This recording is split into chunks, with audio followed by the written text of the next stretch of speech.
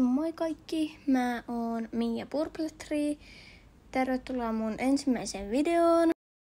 Ja tälleen kun tää on mun ensimmäinen video, niin mä voisin tälleen kertoa itsestäni. Minä teen SSO eli Star Stable Online sisältöä ja minä pyrin siihen, että joka viikko tulee yksi video ja poikkeuksia voi tulla, esim. Jos on joulukalenteri, niin sitten voi tulla joka päivä video, mutta siis minä olen siis SSOssa levelillä 19 ja mun nimi, kuten mä sanoin, on Mia Purple3 ja mulla on Lifetime Star Rider. Minun serveri on Roseclouds, koska siellä on minun klubini ja minä viihdyn siellä hyvin ja en ole sieltä ihan hetken vaihtamassakaan. Hevosia minulta löytyy Star Stablessa 50-60 kappaletta. Ja jos suinkin haluatte vain kuvata joskus koulutteluvideota. Minun lempihevonen SSOssa, niin kuin näistä mitä minä omistan, on varmaankin hollannin puoliverinen. Ja se on joko sellainen oransumusta tai tämän värinen, joka on minulla tämä enkku alla.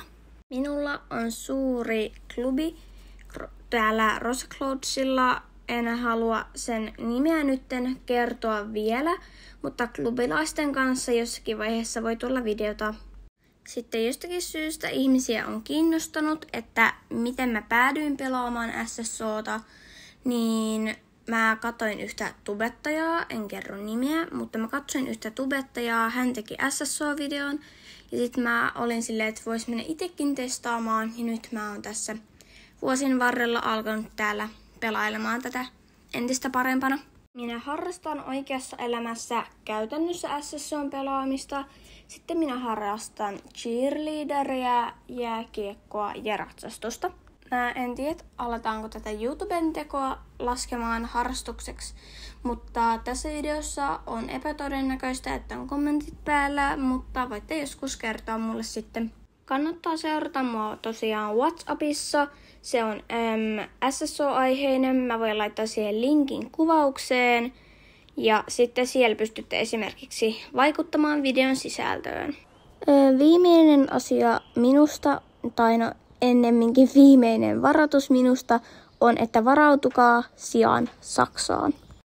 Tässä oli tää mun ensimmäinen video. Tää oli varmaan aika tylsä tälleen, mutta toinen video nähdään tosiaan ensi viikolla. Ja eipä se nyt olisi muuta kuin moikka!